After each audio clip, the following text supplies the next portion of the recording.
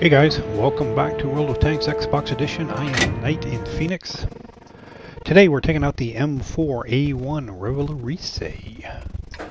If you can't tell by the name, that is a Tier 8 French premium medium tank. You know, if I'm not mistaken, I got this a few months back. It was a Earn Up. I don't remember which one. I'm thinking it was a free tank. I may have bought it. I don't recall. Anyway, definitely one of my favorite tanks to play. You know, it's got decent speed, reasonably maneuverable.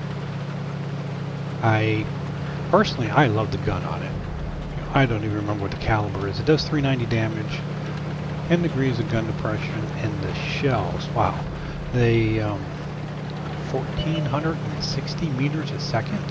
It's like laser fast. Of course, the trade-offs are, I think the standard shells are APCR. You only do, I think, 200 pen. You know, gets the job done for most Tier 8 vehicles. But the 10 degrees of gun depression really allows you to work areas like this, and this is just so much fun here. Oh yeah, the armor, hey boy, the 50 meters in the millimeters in the front, 60 on the turret maybe. You're pretty much assured if you get hit, you will get penned. So you can see we've already put a couple of shots in, taking the tank out. We did receive a shot. I'm not sure who shot me back there. But it's very nice of the enemy team there to just sit there out in the open. If they want to just sit there, I will just continue to use this position in my 10 degrees of gun depression and take 395 hit points away from Chihos or Chihis, whatever they are.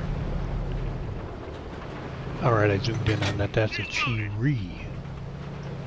So the reload is 10.4 seconds. Yeah, it's kind of on the long side, but consider my average, the alpha damage is 390. I guess that's how wargaming, I don't know, penalizes you for having a high damage gun. But if you can get yourself into a position like this, a well-protected position, it doesn't really matter all that much. So the Chi-Ri decides to move up a bit, use the rock for cover. Well, it is snowy. Maybe he just slid beyond the rock. I'm not quite sure what happened there. Alright, so we'll just continue using this position. We do have some support, so it's not like we're going to get overrun here. Ah, the Super Pershing, my nemesis. Pretty sure I know where to shoot these guys. It just never seems to work out very well for me. You know, that shot I tried for the turret ring was a little bit low. This one we're going to try for the cupola on top, and it appears to have just sailed over it. And in my opinion, that top cupola is really only viable if you are slightly above the Super Pershing. If you're level, yeah, you can. If you're below level, like I am here, yeah, you're not going to hit that thing. Well, and here comes the real challenge, a Tier 8 O-Hull. Pretty much a rolling block of steel with a gun on it. But we'll give it a shot. We'll see what we can do here. Well, I guess we'll have to turn our attention to the T-34-1 first. Now, unfortunately there, I did have a heat shell loaded to go after the O-Hull, so I only tracked the T-34, which allowed my teammates to kill him, and I got all the assists on it. Okay, Mr. O-Hull, show me something. Let's see what we can do here. First one bounced. Obviously going to have to wait for a better opportunity here. So watching the replay now, I'm thinking that could have probably gone down to the left and come up around the side behind him. And it's easy to think of that stuff when you're watching the replay back though. Or we could sit here and he could turn his side to me. That'll work. Plus we got our VK101 up in his face there, up in his grill. So I think he's going to be preoccupied. Alright, so thinking I don't have a lot of chance penetrating the front there, I'm going to track them. Unfortunately, nobody's there to take advantage of it, or nobody's reloaded. Or, well, yeah, I'm seeing his icon bounce, so we do have some shots on it, just nobody can actually penetrate them. So if he'd be so kind to show me his side one more time, we'll go ahead and put another shot into him, and I believe somebody's going to take him out here pretty quick. I believe it was me. No, that one bounced. Maybe he doesn't realize he's costing me silver. Oh, there he goes. Alrighty, so we'll switch back to our standard APCR ammo. Seems like we've taken care of this flank quite nicely. So we'll move up here some and see what else may be down. We'll call it Artillery Hill down there. Or the hill in the middle ends to have somebody sitting up there. So we're kind of checking out the mini-map and we see a couple of tanks up by our base and nobody really up there to stop them. So we'll turn our tank around and head back up towards our flag. Alrighty, so we are up one tank, but it is pretty close. Oh, full health T-29, a Tier 7 Lycan. I would guess either one of them would mess me up pretty good. Remember, I don't have any armor here. That Lycan decides he's going to go for me. 6 shots, 150. That's 900 damage. Craft Panther, we can deal with him. Yeah, if we could shoot straight. Well, actually, we did shoot straight. We just aimed at the rock. Alrighty, so we got 9 minutes left on the clock. I kind of like using my hold down 10-degree positions. I'm in no hurry to go up there and go face to face with the T-29 or that Craft Panther. Obviously, if I see an opportunity, I'm going to move up. But our Tiger's going to move up. Let's see how that works out. Alright, just shot a little low on that one. Yeah, it did some damage. I don't know what damage it did, but nothing that counts. It's actually shooting under that dead tank's gun, so my only shot was into his tracks. But yeah, I'll just sit here. If they want to just keep poking out a little bit there, I'm patient. Reasonably patient. Alright, so now we're down one tank. What?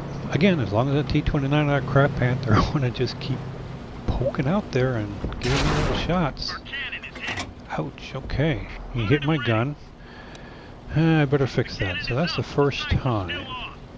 And I'm not sure, I've always wondered about that. I fixed the gun, but my sights are still off. Why did I fix it? Alright, our 101 just took out the Craft Panther. Now's the time for me, in my opinion anyway, to push up. I can back up, I can support this 101P. And you'll see, not that I'm going to need to do that, but just playing to my strengths. 10 degrees gun depression. The 101P, he was not going to have trouble taking care of that T-29. In the meantime, we're getting flanked by the Craft Panther. Unfortunately, I didn't get back here fast enough to support or keep our Black Prince alive. But we're in reasonably good health. We got a good gun. We're just going to go up and see what we can do. And the T-71 shoots me, and of course he shoots me in the gun. So now I can't aim again.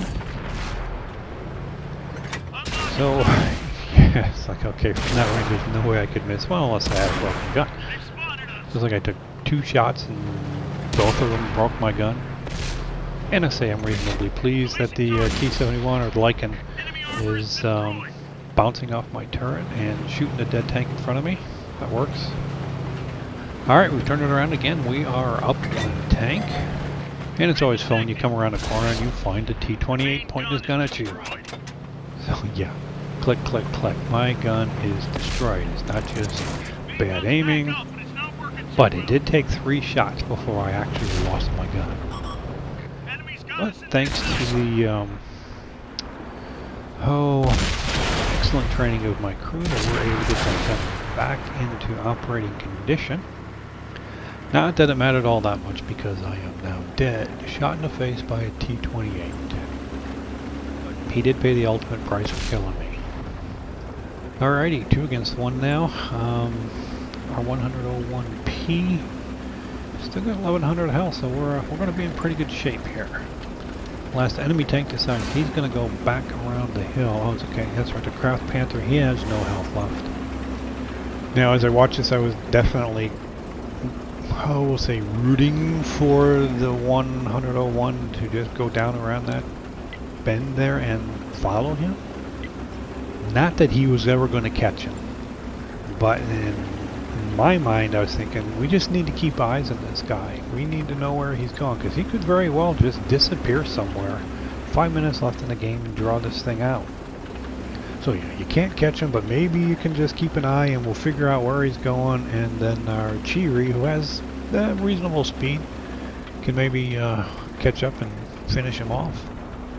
Now, I did not think he was going to just go around, the Craft Panther was going to go around the bend and come up on the other side and, I don't know, try to flank these two guys. Yeah, either way it worked out, and it's another victory under the belt. Yeah, I died, but hey, what the heck, even though I used some premium ammo there, you know, 123,000 silver, 5,800 experience, 3,991 damage, 1,589 assist. There were no 2x silver multipliers or anything on it, so yeah, definitely a good silver earner. Of course, we did get a high caliber, and it was a Mastery Badge Ace Tanker on this one. That was 1,838 base experience. I don't know if that's good or not. Seems like a lot, but I don't know who's playing this tank, or if anybody's playing it, really. Alright, so the M4A1 Revalorise. I really do like this tank. Maybe give you something to think about next time it shows up in the store. Alrighty, that's it for this video. I hope you enjoyed it. If you did, of course, you click the little thumbs up thingy doohickey, which is now black instead of blue. Why they did that, I don't know. Or actually, it's gray before you click it, and then it turns black after you click it, but it used to turn blue after you clicked it. But I'm sure there's a reason that how it was changed. Alrighty, enough rambling. Yeah, if you questions, comments, leave them in the comment section below. If you haven't already subscribed, please do so. You will get notifications from YouTube when I post new videos. And as always, I thank you for watching, and I'll see you next time.